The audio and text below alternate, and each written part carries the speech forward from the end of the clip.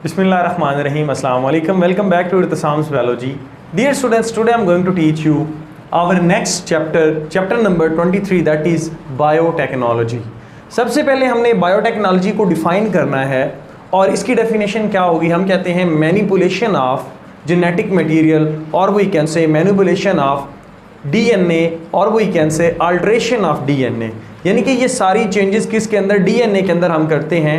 For what, किसके लिए, for the service of Mankind, इंसान की बका के लिए, इंसान के फ़ायदे के लिए जो हम काम करते हैं, जो चेंजेस करते हैं, अल्ट्रेशन करते हैं डीएनए के साथ। डियर स्टूडेंट्स, ये हमारे पास क्या कहलाता है, बायोटेक्नोलॉजी कहलाता है। अब बायोटेक्नोलॉजी जो है बेसिकली जेनेटिक इंजीनियरिंग, इसकी एक आगे फर्दर आप कह सकते हैं कि डिवीजन है, जिसके अंदर हम स्पेशली जेनेटिक इंजीनियरिंग यानी कि जीन्स के साथ छेड़खानी करते हैं, जीन्स की अल्ट्रेशन करते हैं, उनके सीक्वेंस मालूम करके उनसे प्रोडक्ट्स बनवाते हैं। किसके लिए, इंसानों की बका के लिए या इंसानों के फ़ायदे के लिए। तो डियर स्टूडेंट्स, जो आज का हमारा टॉपिक होगा, इसके अंदर बेसिकली हमने रिकम्बिनेंट डीएनए टेक्नोलॉजी के बारे में पढ़ना है, जो कि जेनेटिक इंजीनियरिंग की फर्दर आगे जो है वो एप्लीकेशन है। सो पहले हमने आज जो पढ़ना है that is the production of recombinant DNA. सबसे पहले आपको पता होना चाहिए कि रिकम्बिनेंट डीएनए क्या होता है। ऐसा डीएनए जो दो डिफरेंट स्पीशीज, 3 भी हो सकती हैं, 4 भी हो सकती हैं, लेकिन मोस्टली डियर स्टूडेंट्स जो होती हैं वो 2 डिफरेंट स्पीशीज, जो स्पीशीज होती हैं उनका डीएनए जब कंबाइन कर दिया जाता है तो वो आपके पास क्या कहलाता है, that is the recombinant DNA. तो डियर स्टूडेंट्स, ये रिकम्बिनेंट डीएनए बनाने की जरूरत क्यों होती है, इसकी मिसाल मैं देता हूं आपको। फॉर एग्जांपल, अब हमने जो कल लेक्चर पढ़ा था उसके अंदर हमने डायबिटीज़ के बारे में पढ़ा था, और डायबिटीज़ की जो क्योर होती है वो आपके पास इंसुलिन होती है। अब इंसुलिन जो है वो डायरेक्टली हम ह्यूमन से तो नहीं ले सकते इतनी ज़्यादा, क्योंकि ह्यूमंस के अंदर प्रोडक्शन उसकी ग्लूकोज के लेवल को देख कर होती है। डियर स्टूडेंट्स, के ग्लूकोज का लेवल कितना है उतनी इंसुलिन जो है वो ब्लड के अंदर बन रही होती है। डियर स्टूडेंट्स, अब देखें, या उसको पैंक्रियाज बना रहे होते हैं। अब देखें कि वो जो अब पूरी दुनिया के अंदर जितने भी डायबिटीज़ के पेशेंट हैं, तो डियर स्टूडेंट्स, उनके लिए इंसुलिन ज़रूरी है। अब इंसुलिन आज हम उस मकाम पर आ चुके हैं कि हम इंसुलिन को एक बैक्टीरिया से हासिल कर रहे हैं। सो इंसान के अंदर इंसुलिन बनाने का जीन जो है वो क्रोमोसोम नंबर 11 पर प्रेजेंट होता है। तो डियर स्टूडेंट्स, उस जीन को हम बैक्टीरिया के अंदर इंट्रोड्यूस करवाते हैं, फिर वो बैक्टीरिया क्या करता है, इंसुलिन बनाता है, जिसको हम एक डायबिटिक पेशेंट को लगा देते हैं। अब ये अगर इंसान से लेनी होती या किसी और दूसरे मैमल से लेनी होती तो ये इतनी ज़्यादा डिफ़िकल्ट सिचुएशन थी, क्रिटिकल कंडीशन थी। जैसे आप ऐसे ही समझ लें कि किसी से आपने एक बोतल खून की मांग ली हो, लेकिन अब ये सारा काम बैक्टीरिया कर रहे हैं, और ये किसकी बदौलत से, आपको बायोटेक्नोलॉजी की वजह से, या जेनेटिक इंजीनियरिंग, या फिर आप कहते हैं रिकम्बिनेंट डीएनए टेक्नोलॉजी की वजह से मिला है। इसी तरह से डियर स्टूडेंट्स, बहुत सारी और डिजीजेस हैं लाइक हीमोफीलिया, जिसमें आप क्लॉटिंग फैक्टर जो है वो बनवा लेते हैं आर्टिफिशियली, किसके थ्रू, इसी रिकम्बिनेंट डीएनए टेक्नोलॉजी के थ्रू। अब डियर स्टूडेंट्स, इसमें क्या है कि हमने जो बात मेन पढ़नी है वो क्या है, इसके कुछ स्टेप्स हैं कि आप किस तरह एक स्पेसिफिक जीन जो है वो एक स्पेसिफिक बैक्टीरिया के अंदर या वायरस के अंदर जो है वो इंट्रोड्यूस करवाते हैं और उससे कॉपीज बनाते हैं। तो डियर स्टूडेंट्स, इसमें सबसे पहले जो है वो हमारा स्टेप है, that is the selection of gene. वो जीन जिसकी आपने कॉपीज बनवानी है वो आपने सेलेक्ट करना है। इंसुलिन का जीन हो सकता है, या कोई वो क्लॉटिंग फैक्टर हो सकता है डियर स्टूडेंट्स, या वो किसी स्पेसिफिक पिगमेंट के लिए जो है वो काम कर रहा होता है। उसके साथ साथ कट आउट, मतलब उस जीन्स को, अगर आप ह्यूमंस में इंसुलिन की बात करते हैं तो ये देखें, हमें फॉर एग्जांपल यहाँ पर क्रोमोसोम नंबर 11 बना रहा हूँ, तो इसमें से हमने सबसे पहले तो ये जीन सेलेक्ट कर लिया है इंसुलिन का। फिर हमने इस जीन को क्या करना है, बाहर निकालना है, कट आउट करना है। उसके बाद इसी जीन को, ये जो जीन है, किसी बैक्टीरिया के अंदर क्या कर देना है डियर स्टूडेंट्स, इंसर्ट करना है। और इसके इंसर्ट करने के लिए हमें एक वेक्टर की ज़रूरत होती है, वो हमने फर्दर आगे पढ़ना है। वो वेक्टर हम इस्तेमाल करते हैं, लाइक प्लाज्मिड हम इस्तेमाल कर रहे हैं। वो कैसे है, कब है, वो मैं आपको आगे नेक्स्ट बताता हूँ। तो ये अब आपका जो जीन है ये एक बैक्टीरिया के अंदर आ चुका है। So insertion into a vector, vector आपके पास क्या था, प्लाज्मिड था, एंड देन एक्सप्रेशन। अब डियर स्टूडेंट्स, वेक्टर में इंसर्ट करने के बाद आपने इसको बैक्टीरिया के अंदर डाला। बैक्टीरिया अब क्या करेगा, इससे फर्दर आपका जो प्रोडक्ट है दैट इज द इंसुलिन, वो बनवाना स्टार्ट कर देगा। तो ये बेसिकली 4 स्टेप हैं। अब हमने क्या करना है, 1 बाय 1 इनको पढ़ना है। तो पहला हमारा क्या है कि हम एक जीन ऑफ इंटरेस्ट जो है उसको कैसे हासिल कर सकते हैं। तो डियर स्टूडेंट्स, डायरेक्टली हम पहला जो है, जो मोस्टली यूज़ किया जाता है, जो मैंने आपको बताया है, हम क्या करते हैं, क्रोमोसोम में से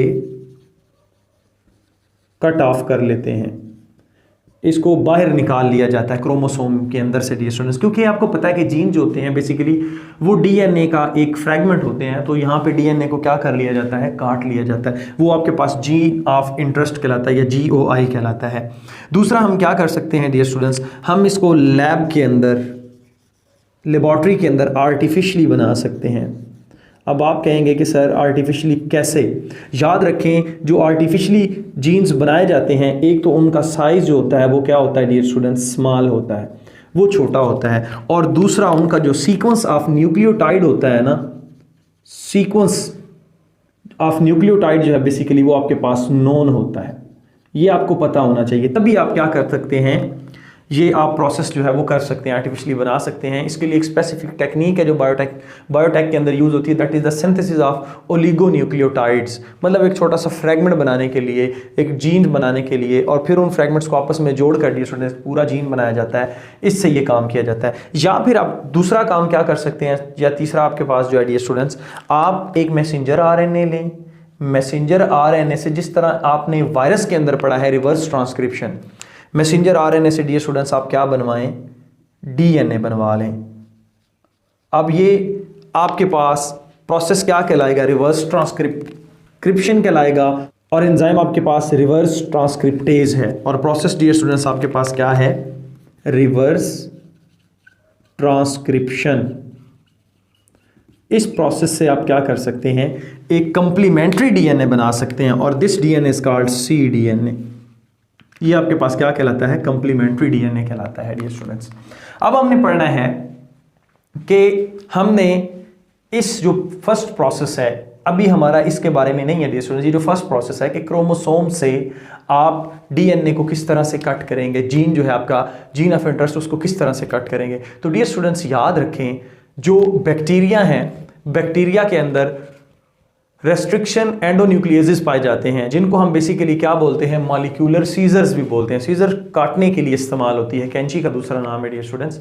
तो ये जो मॉलिक्यूलर सीजर हैं, या देखें रिस्ट्रिक्शन एंडोन्यूक्लियेजेस हैं, एंडो का मतलब होता है इनसाइड, और न्यूक्लियेजेस का मतलब क्या है, न्यूक्लिक एसिड को काटने वाले, मतलब DNA को काटने वाले, DNA को कट करने वाले, या RNA को कट करने वाले।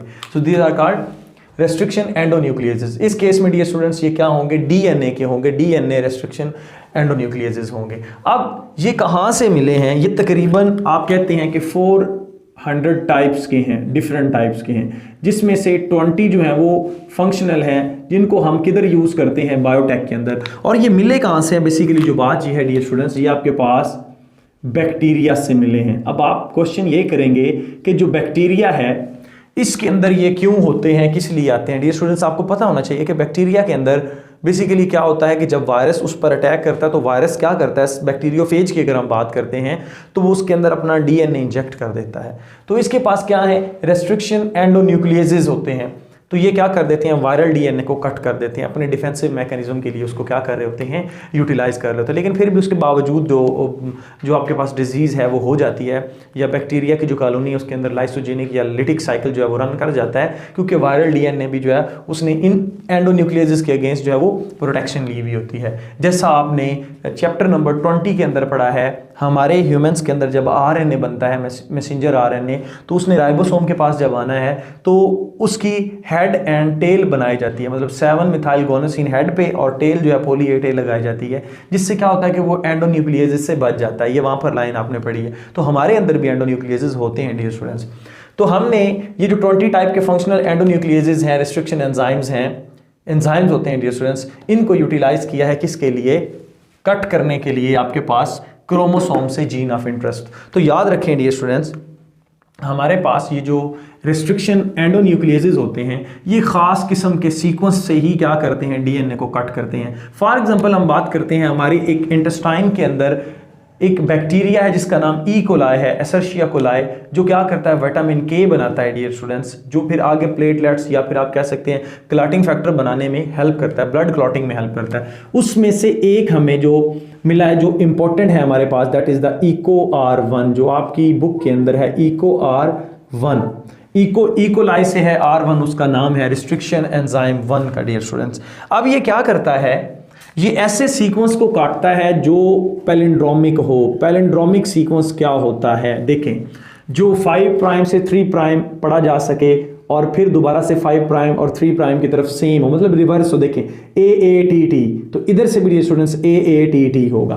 बाकी जो आपके पास सीक्वेंस है वो जैसा भी हो उससे कंसर्न नहीं है, ये पैलिंड्रोमिक सीक्वेंस से क्या कर देता है, काट देता है। अब जब ये DNA को काटेगा डियर स्टूडेंट्स, तो क्या होगा आपके पास AANTT, एक एंड ये बन जाएगा, देखें ये ऊपर वाला, और नीचे वाला डियर स्टूडेंट्स आपके पास क्या बन जाएगा, that is the TTAA, TTAA। तो बाकी जो है आपके पास DNA ऐसे ही ऐसा जुड़ा हुआ होगा ये, और इसमें आपके पास ये DNA इस तरह से बाकी जुड़ा हुआ है। तो ये जो एंड है बेसिकली, ये जो आपके सामने आए हैं, ये स्टिकी एंड कहलाते हैं आपके पास। स्टिकी क्यों है, क्योंकि यहां पर देखें ये भी डबल बॉन्ड बनाने की आपस में इसके अंदर क्या होती है, एबिलिटी होती है कि ये आने वाली किसी चीज़ के साथ जहां पर A होगा उसके साथ बॉन्ड बना देगा। अब देखें ना, ये खुद भी तो एक दूसरे के साथ जुड़ सकते हैं ना, तो इसी वजह से डियर स्टूडेंट्स हमने EcoR1 को इस्तेमाल किया ताकि वो क्या करे, स्टिकी एंड बना दे।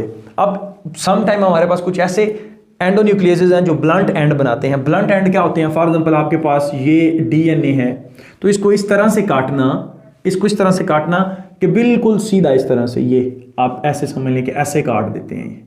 तो इस तरह से ये और ये आपस में क्या होते हैं, ब्लंट एंड होते हैं, ये एक दूसरे के साथ जुड़ते नहीं है या मुश्किल से जुड़ते हैं डियर स्टूडेंट्स। ये स्टिकी एंड इसीलिए बनाए जाते हैं ताकि इस जगह पर आके क्या लगे डियर स्टूडेंट्स, या तो जीन ऑफ इंटरेस्ट लग सके जब अगर आप वेक्टर की बात करते हैं, तो या फिर ये यहाँ पे इन्होंने जिस प्लाज्मिड के अंदर लगना है वहां पर ये क्या करें, आसानी से लग सकते हैं।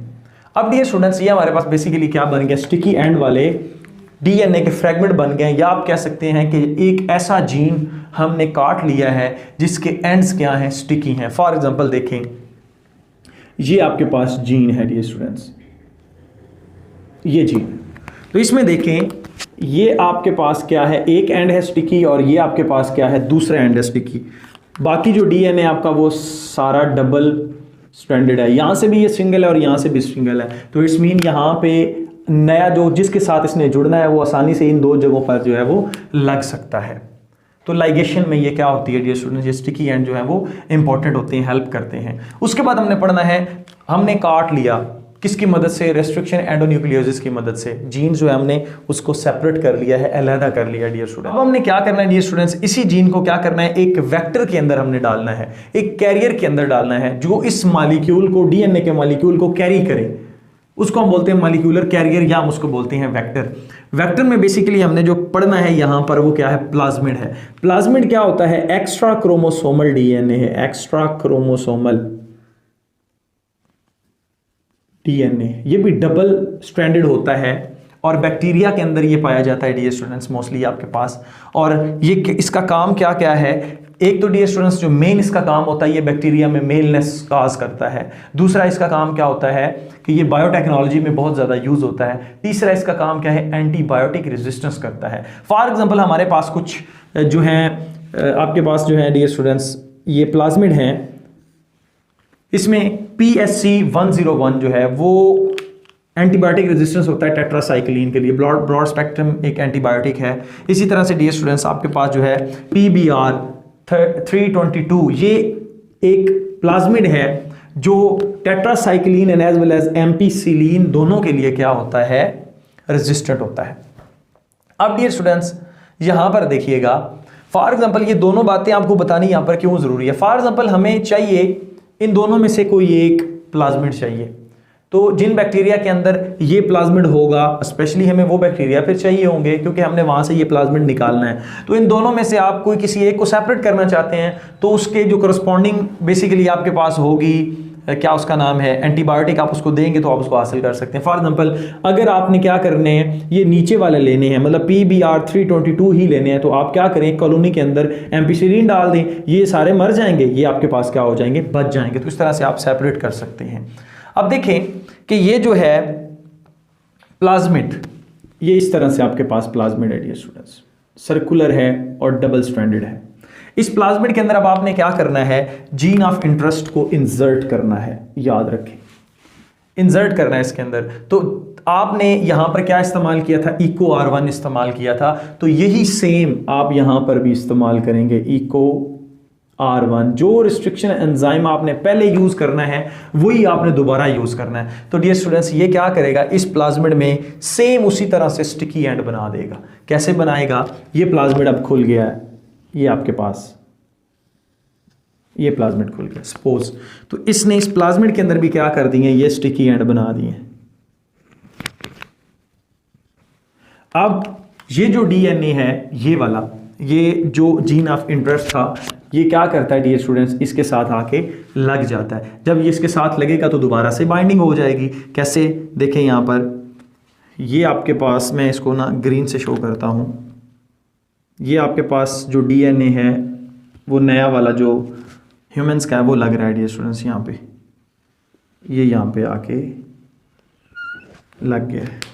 तो इससे क्या होगा, ये जो है यहाँ पर एंड लग जाएगा और ये आपके पास यहाँ पर लग, इससे दोबारा फिर ये क्या हो गया, सर्कुलर ही बन गया है। अब ये देखें, ये जो आपके पास प्लाज्मिड है इसके पास कौन कौन सा डीएनए है। एक तो ये बैक्टीरियल बजाते खुद जो है बैक्टीरियल है, और ये क्या है, ह्यूमंस का है, और स्पेशली जो हमारा जीन था इंसुलिन का वो है।